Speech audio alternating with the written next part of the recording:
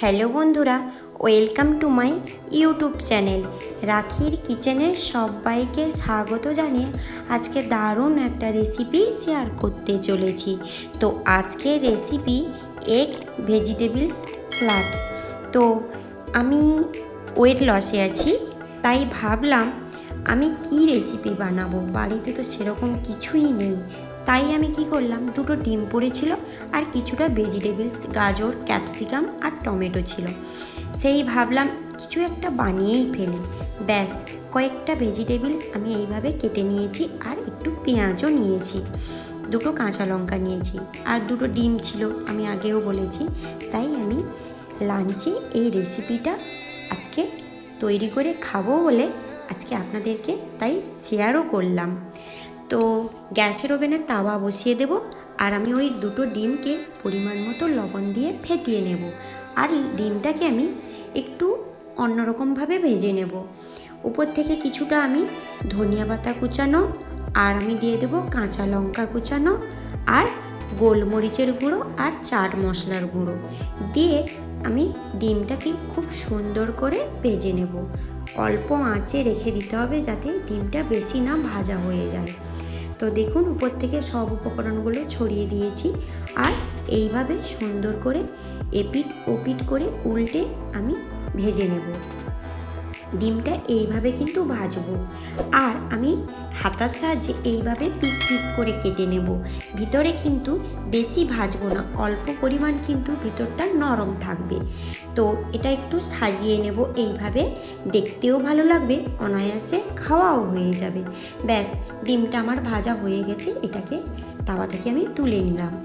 আর ওই তাওয়াতে পরিমাণ মতো দিয়ে দেব ঘি আর দিয়ে দেবো একটা শুকনো লঙ্কা। শুকনো লঙ্কাটাকে এইভাবে কুচিয়ে নেব আর শুকনো লঙ্কাটা দেওয়ার ফলে ফ্লেভারটা কিন্তু ভালো আসে। আর দিয়ে দেবো 1 চামচ গোটা জিরে আর কিছুটা কারি পাতা।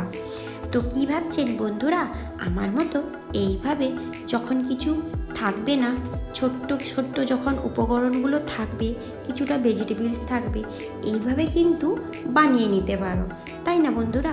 তো হ্যাঁ, এরপরে আমি দিয়ে দেব একে একে সব রকম ভেজিটেবলসগুলো আর আমি টমেটোটা কিছুক্ষণ পরে দেব, তাই ক্যাপসিকাম, পেঁয়াজ, গাজরটা আমি আগের থেকে দিয়ে দিলাম।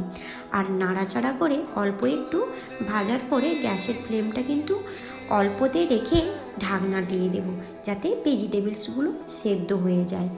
তো আমার ভেজিটেবলসগুলো হালকাভাবে সেদ্ধ হয়ে এসছে আর ঢাকনাটাও তুলে নিয়েছি আর পরিমাণ মতো দিয়ে দেব লবণ। আবারও আমি এগুলোকে নাড়াচাড়া করে ভেজে নেব। তো বন্ধুরা, পৃথিবীর যে কোণ থেকে আমার এই রেসিপিগুলো যে দেখছো না কিংবা দেখছেন, প্লিজ বন্ধুরা আমার চ্যানেলটিকে সাবস্ক্রাইব করে দিও আর অনেক অনেক শেয়ার করে দিও আর ছোট্ট একটা কিন্তু লাইক করে দেবে। আর রেসিপিগুলো বানিয়ে কিন্তু আমাকে অবশ্যই কমেন্টে জানাবে। আর পাশে থাকা বেল আইকনটা যেন প্রেস করতে ভুলে যাবে না। কেন বলুন তো, আমি যখনই নতুন নতুন ভিডিও আনবো আপনাদের কাছে নোটিফিকেশান চলে যাবে। তো একে একে আমি কিন্তু কথা বলতে বলতে ভেজিটেবলসগুলো অ্যাড করে দিলাম টমেটো, কাঁচা লঙ্কা আর দিয়েছি কয়েকটা রসুন কোয়া। রসুনটা শরীরের পক্ষে মানে স্বাস্থ্যের পক্ষে কিন্তু ভালো, তাই মাঝে মাঝে রসুন এইভাবে খেতে হয়। কাঁচা রসুন খেতে না চাইলে এইভাবে বানিয়ে খেতে পারেন। আর উপর থেকে কিছুটা চিলি ফ্লেক্স দিয়ে দেব আর একটু ঘি দিয়ে দেব আর দিয়ে দেবো এইভাবে ধনিয়া পাতা কুচানো। যেহেতু আমার কাছে সেরকম কোনো ভেজিটেবলস ছিল না, তাই এইরকম কয়েকটা উপকরণ দিয়ে এইভাবে বানিয়ে ফেললাম আমার হেলদি আর টেস্টি লাঞ্চ রেসিপি।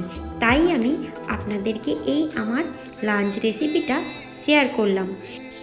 যারা ওয়েট লসে আছো, এইভাবে কিন্তু কয়েকটা সবজি যখন বাড়িতে থাকবে, কিন্তু বেশি সবজি থাকলেও সব রকম একটু একটু দিয়ে বাড়িতে বানিয়ে এইভাবে লাঞ্চ রেসিপিটা বানিয়ে খেতে পারো।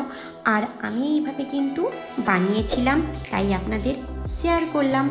আজকের মতো এই পর্যন্ত, কাল আবার কোনো নতুন ভিডিও নিয়ে চলে আসবো।